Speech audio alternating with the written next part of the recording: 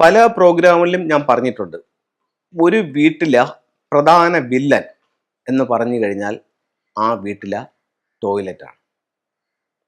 അപ്പോൾ അടുത്തൊരു ചോദ്യം, വില്ലൻ ഉണ്ടെങ്കിൽ ഒരു നായകനും ഉണ്ടല്ലോ, അപ്പോൾ നായകൻ ആരാണ്? നായകൻ ആ വീടിന്റെ പ്രധാന വാതിലാണ്.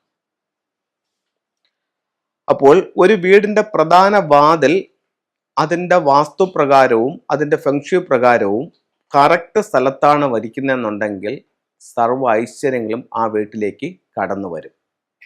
അത് ഡോറിൻ്റെ ഗുണം, അല്ലെങ്കിൽ ഡോർ ഇരിക്കുന്ന സ്ഥലത്തിൻ്റെ എനർജിയുടെ ഗുണം. അതേസമയം ഒരു ടോയ്ലറ്റ് ആ വീട്ടിലേക്ക് കടന്നു വന്നു, അത് ഏത് ദിക്കിലാണ് വന്നിരിക്കുന്നതെന്ന് വെച്ച് കഴിഞ്ഞാൽ ആ ദിക്കിൻ്റെ സൗഭാഗ്യത്തെ ഇത് ഇല്ലാതാക്കും. അതാണ് ഡോറ് നായകനും ടോയ്ലറ്റ് വില്ലനുമായി മാറുന്നതിൻ്റെ കാരണം.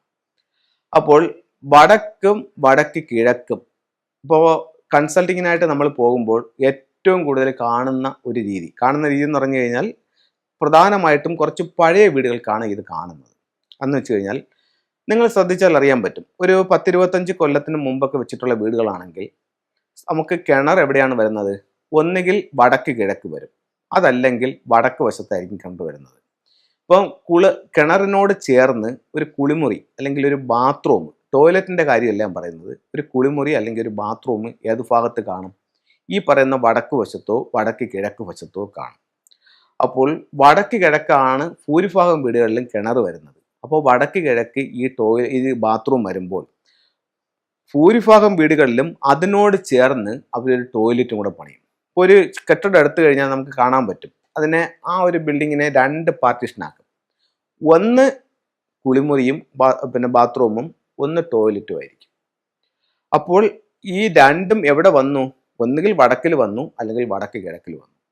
അപ്പോൾ നമ്മുടെ ഭാരതത്തിൻ്റെ വാസ്തുപ്രകാരം വളരെ വളരെ പ്രാധാന്യമുള്ളൊരു ദിക്കെന്ന് പറയുന്നത് ഏത് ദിക്കാണ്? വടക്ക് കിഴക്ക് ഭാഗത്താണ്. അപ്പോൾ വടക്ക് കിഴക്ക് ഭാഗത്ത് ഒരു ടോയ്ലറ്റ് വന്നു കഴിഞ്ഞാൽ ആ വീടിൻ്റെ മൊത്തത്തിലുള്ള സൗഭാഗ്യത്തെ അത് ഇല്ലാതാക്കും. മാത്രവുമല്ല, 2 രീതിയിൽ അത് വർക്ക് ചെയ്യും. ഒന്ന്, വടക്ക് കിഴക്ക് ഭാഗത്തു നിന്ന് കടന്നു വരേണ്ട ആ ഒരു പോസിറ്റീവായിട്ടുള്ള ഒരു എനർജിയെ അത് ആ ഒരു കെട്ടിടം വന്നതുകൊണ്ട് അവിടെ മറയും. 2, ആ കെട്ടിടത്തിൽ ടോയ്ലറ്റ് ഉള്ളത് കൊണ്ട് ആ ദിക്ക് മലിനപ്പെടുകയും ചെയ്യും. അപ്പം വടക്ക് കിഴക്ക് ഭാഗത്തൊരു ടോയ്ലറ്റ് വന്നാൽ ഫെങ്ഷു പ്രകാരം ആ ദിക്കിൻ്റെ സൗഭാഗ്യം വിദ്യാഭ്യാസമാണ്. വീട്ടിൽ വിദ്യാഭ്യാസപരമായിട്ട് തടസ്സങ്ങളുണ്ടാവും. അപ്പോൾ കുട്ടികൾ നമ്മൾ ഉദ്ദേശിക്കുന്ന ഒരു രീതിയിലോട്ട് പഠിച്ച് കയറാനായിട്ട് പറ്റില്ല. ചില വീട്ടിൽ രക്ഷിതാക്കൾ പറയുന്നുണ്ട്, സാറേ നല്ലതുപോലെ പഠിക്കുകയൊക്കെ ചെയ്യുന്നുണ്ട്, പക്ഷേ റിസൾട്ട് വരുമ്പോഴത്തേക്ക് അതിന് തക്ക മാർക്കില്ല എന്ന് പറയുന്നുണ്ട്. അത് വാസ്തുപ്രകാരം അതിനൊരു കാരണം കണ്ടെത്തുകയാണെങ്കിൽ ഈ വടക്ക് കിഴക്കില ഈ ടോയ്ലറ്റ് അതിനൊരു കാരണമാകും. അടുത്തത്, വടക്ക് വശത്താണ് നമുക്ക് ഈ ടോയ്ലറ്റ് വന്നിരിക്കുന്നതെങ്കിൽ അത് തൊഴിൽ സംബന്ധമായിട്ടുള്ള തടസ്സങ്ങൾ ഉണ്ടാക്കും.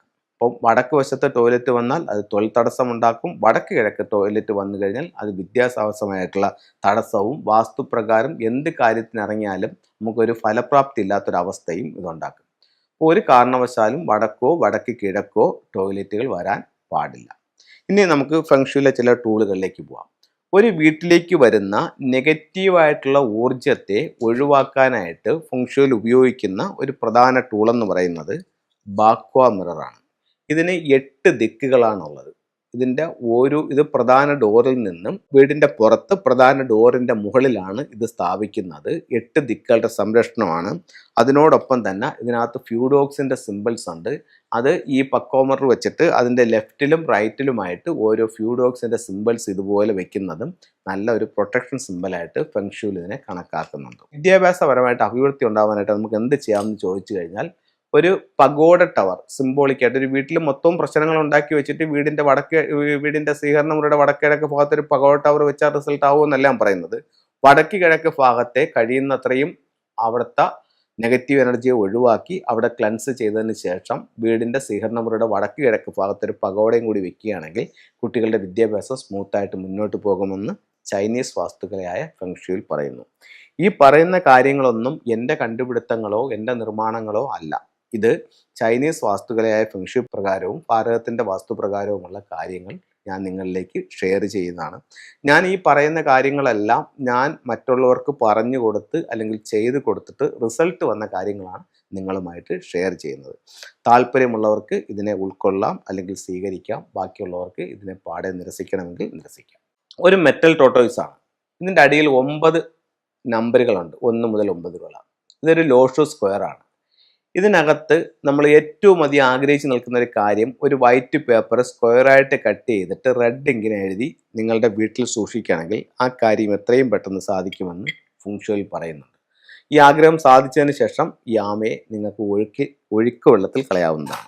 ഇത് നമുക്ക് ഉത്തരം കിട്ടാത്ത ചില ചോദ്യങ്ങൾ, അല്ലെങ്കിൽ നമുക്കൊരു കാര്യത്തിൽ ഒരു ആശയക്കുഴപ്പമാണ്, നമുക്കൊരു തീരുമാനം എടുക്കാനായിട്ട് പറ്റുന്നില്ല. എൻ്റെ ഒരു അഭിപ്രായത്തിൽ പറയുകയാണെന്നുണ്ടെങ്കിൽ എല്ലാവരും ഒരു പെൻഡുലം കൈവശം, കാരണം ഇത്തരത്തിലുള്ള നിഗൂഢ ശാസ്ത്രങ്ങൾ വിശ്വസിക്കുകയും അല്ലെന്നുണ്ടെങ്കിൽ അത് മനസ്സിലാക്കുകയും അല്ലെങ്കിൽ അതിനെ ഫോളോ അപ്പ് ചെയ്യുകയും ചെയ്യുന്നവരാണെങ്കിൽ, അല്ലാതെ എല്ലാവരും വെക്കണമെന്നല്ല ഞാൻ പറയുന്നത്, ഇത്തരത്തിലുള്ള ഒരു പെൻഡുലം നിങ്ങളുടെ കൈവശം സൂക്ഷിക്കുന്നത് നല്ലതാണ്. ഇപ്പോൾ നിങ്ങളിലേക്കൊരു മെസ്സേജ് വന്നു, അല്ലെങ്കിൽ നിങ്ങൾക്കൊരു കാര്യം ചെയ്യണമോ ചെയ്യണ്ടയോ എന്ന് തീരുമാനത്തിലെത്താനായിട്ട് സാധിക്കുന്നില്ല. നിങ്ങൾ പെൻഡുലം പ്രാക്ടീസ് ചെയ്യുന്ന ഒരാളാണെന്നുണ്ടെങ്കിൽ ഇത്തരത്തിലുള്ള ഒരു പെൻഡുലത്തോട് നിങ്ങൾക്ക് ചോദിക്കാം, ഞാനിത് ചെയ്യണമോ വേണ്ടയോ എന്താണെന്നുള്ളത് ചോദിച്ചാൽ കൃത്യമായിട്ടുള്ളൊരു ആൻസർ നമുക്ക് പെൻഡുലം തരുമെന്നാണ് പെൻഡുല ശാസ്ത്രത്തിൽ പറയുന്നത്. അതുപോലെ തന്നെ മൈൻഡ് പവറുമായിട്ട് ബന്ധപ്പെട്ട് നിൽക്കുന്ന പലരും ഇത്തരത്തിലുള്ള ശാസ്ത്രങ്ങൾ അവർ വിശ്വസിക്കുന്നില്ല. പക്ഷെ അവർ പോലും പെൻഡുലത്തെ അവർ സപ്പോർട്ട് ചെയ്യുന്നുണ്ട്, പെൻഡുലം അവർ ഉപയോഗിക്കുകയും ചെയ്യുന്നുണ്ട്. അപ്പോൾ ഇത്തരത്തിലുള്ള പെൻഡുലം ഉപയോഗിച്ചുകൊണ്ട് നമ്മുടെ പ്രശ്നങ്ങളെ നമുക്ക് മനസ്സിലാക്കാനും നെഗറ്റീവ് എനർജികളെ കണ്ടുപിടിക്കാനും ഒക്കെ സാധിക്കും. അതൊരു പ്രാക്ടീസാണ്. അപ്പോൾ എല്ലാവർക്കും എല്ലാ ഐശ്വര്യങ്ങളും ഉണ്ടാവട്ടെ എന്ന് പ്രാർത്ഥിച്ചുകൊണ്ട് നിർത്തുന്നു. നന്ദി, നമസ്കാരം.